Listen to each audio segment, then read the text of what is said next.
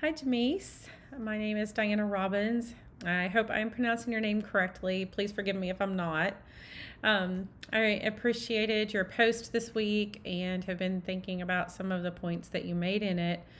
The first one being that self deployment and the problems that come with it when counselors self deployed to disaster sites could be prevented by having an organized plan.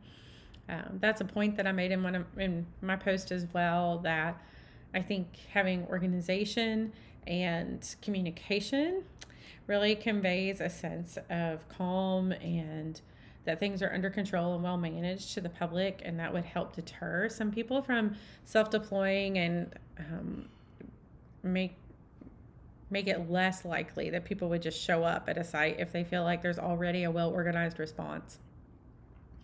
But you broke down that point a little bit further and talked about some of your specific ways that you would organize a disaster response.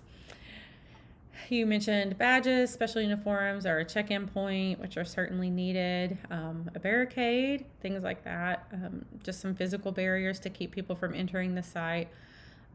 Certainly that would be beneficial if it's possible.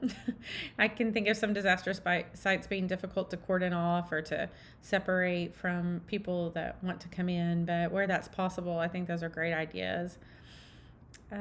The suggestion about the QR code was probably the most interesting to me because it would be so easy to send that out and to a wide number of volunteers without really any cost involved in trying to produce badges, things like that. That if individuals had QR codes, it would be easier for them to come in. I thought that would be really helpful and cost effective and really enable a fast and efficient response. My only concern would be, because I don't really understand that technology super well, is whether it would be something that people could forward to other people to use as well, and then would kind of compromise the security of the response team. But if that's not an issue, I think that's a wonderful idea. The Red Cross, you mentioned, has a procedure for signing up ahead of time for counselors, and I recently did that this semester because of this course and have been going through the process of getting trained to be a DMH volunteer. And they definitely have, that whole process streamlined of identifying, training, and,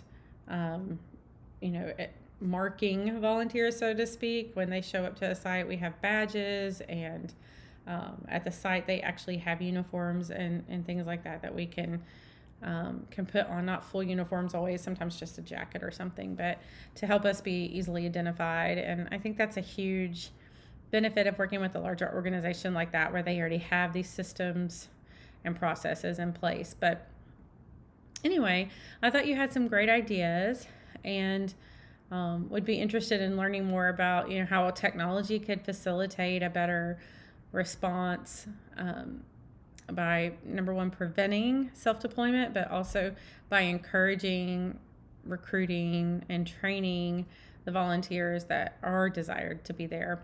So there's some really good ideas that you had.